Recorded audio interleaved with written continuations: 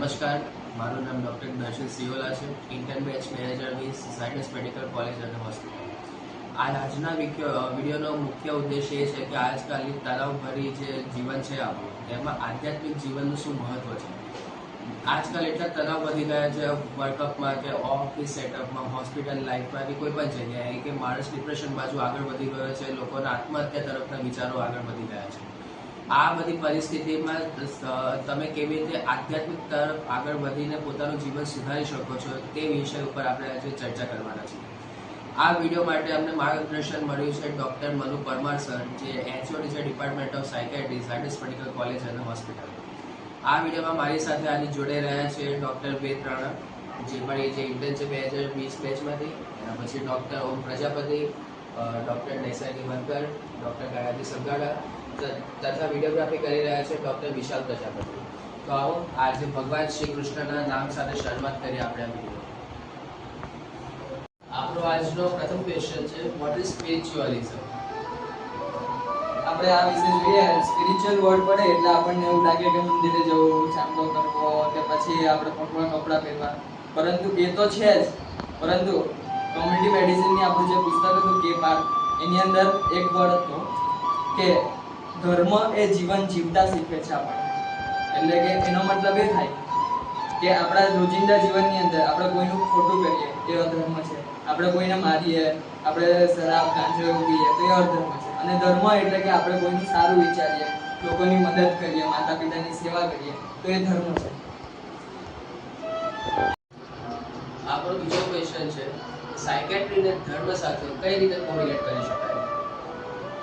તો એના માટે આપણે શું કરવાનું કે થોડો સમય ફોનને સાઈડ પર મૂકો, ટાઈમ આપણે પોતાની સાથે વિતાવો, મંદિર જાઓ, પછી આપણે યોગ કરો સવારે રાત્રે, પછી ખાલી ખોટા મનમાં વિચારો આવવા ન દો. જોડે શું કરવાનું તો આ મિત્રો જોડે વાત કરો, ધાર્મિક આપણે ભજન સાંભળો, અને બાળકો છે તો બાળકોને તમે એવી વાર્તા શીખવાડો, આપણા ગ્રંથોના બાબતે એમને પણ તમે જ્ઞાન આપો. સામાન્ય રીતે રોજબરોજના જીવનમાં મનોચિકિત્સક વિભાગમાં કયા પેશન્ટ મુખ્યત્વે જોવા મળે છે? સામાન્ય રીતે રોજિંદા જીવનમાં ડિપ્રેશનના ઘણા કારણો હોઈ શકે છે, જેમ કે પરિવારમાં સંઘર્ષ થવો કે પછી પરીક્ષામાં અસફળતા મેળવી, નશાકારક પદાર્થોનું સેવન જેમ કે આલ્કોહોલ, દારૂનું સેવન કરવું, ચરસ, ગાંજા, ઓબ્સેસિવ કમ્પલ્સિવ ડિસઓર્ડર કે પછી પોસ્ટપાર્ટમ સાયકોસિસ વગેરે જેવા રોગો જોવા મળે છે સામાન્ય. રોજિંદા જીવનમાં કેવા વિચારોને મુખ્ય રાખવા કે જેનાથી માનસિક બીમારીથી દૂર રહી શકાય? આપણે જોઈએ તો મુખ્ય 3 વિચારોને આપણે આગળ રાખવાના. પહેલો પ્રાપ્તિનો, બીજો રાજીપાનો અને ત્રીજો કરતાપણાનો. પહેલી વાત તો એ, પહેલો વિચાર જોઈએ આપણે કરતાપણાનો. તો ભારતીય સંસ્કૃતિની અંદર, આપણા ધર્મગ્રંથની અંદર કહેવાયું છે કે જે પણ આપણા રોજિંદા જીવનમાં થાય છે એ બધું કરતા ભગવાન છે, બરાબર? તો આપણા જીવનમાં જે પણ કઈ મુશ્કેલી આવે છે, ડિપ્રેશન, તણાવ જે આવે છે, તે બધું ભગવાનની ઈચ્છાથી જ થાય છે, એ આપણા કારણે નથી થયું. એ આપણે વિચાર રાખવાનો. બીજો વિચાર કે રાજીપાનો વિચાર. રાજીપાના વિચારની અંદર એવું આવે કે આપણે જે રોજિંદા જીવનમાં જે જીવન જીવીએ છીએ, જે કર્મ કરીએ છીએ, તો એનાથી આપણા માતા પિતા રાજી થશે, સમાજ રાજી થશે. તો આ વિચાર, તો એના કારણે આપણા જે માનસિક જે બીમારી છે એ ઓછી થઈ શકે. અને ત્રીજો વિચાર કે પ્રાપ્તિનો વિચાર.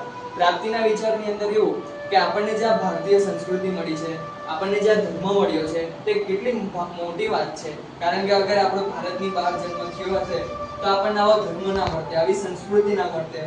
તો એટલે આપણે ઘણા ભાગ્યશાળી છે કે જે આ ભારત દેશની અંદર આપણો જન્મ થયો છે.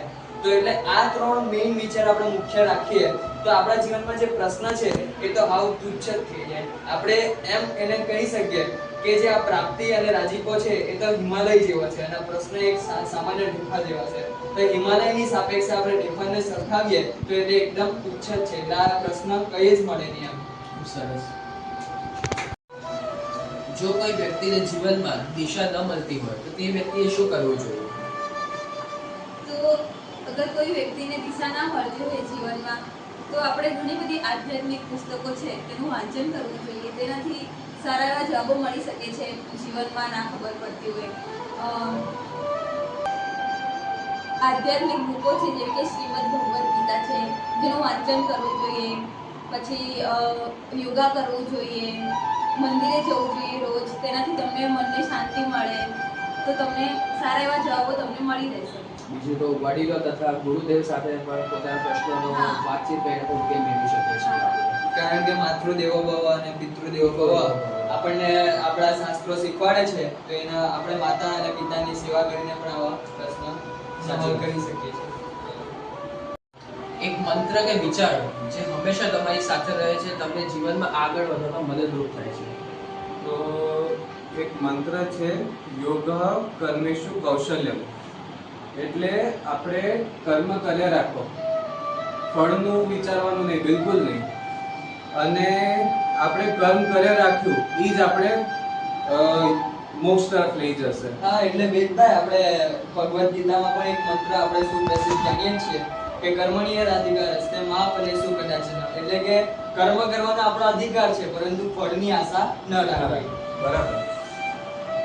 જેવી રીતે આપણે જોયું કે આટલા બધા વિષયો ઉપર ચર્ચા કરવામાં આવી, ટૂંકમાં ચર્ચા કરવામાં આવી તથા તેના ઉપર આપણને ડૉક્ટર દ્વારા જે આપણને માર્ગદર્શન મળ્યું છે, તે માર્ગદર્શન ઉપરથી આપણે જીવનમાં ઘણું આગળ વધી શકીએ છીએ, પોતાના જીવનના પ્રશ્નોના ઉત્તર મળી શકે છે તથા ક્યારે પણ આપણે તણાવભરી વિકટભરી પરિસ્થિતિમાં આવીએ એમાંથી બહાર કેવી રીતે નીકળવું તેના વિશે પણ માર્ગદર્શન મળી ગયું છે. તે માટે હું સર્વનો ખૂબ ખૂબ આભાર પ્રગટ કરું છું કે તેમણે પોતાનો સમય કાઢીને અમને માર્ગદર્શન આપ્યું. नहीं साथ है हम उम्मीद की किरण अभी भी है आपकी बात सुनने के लिए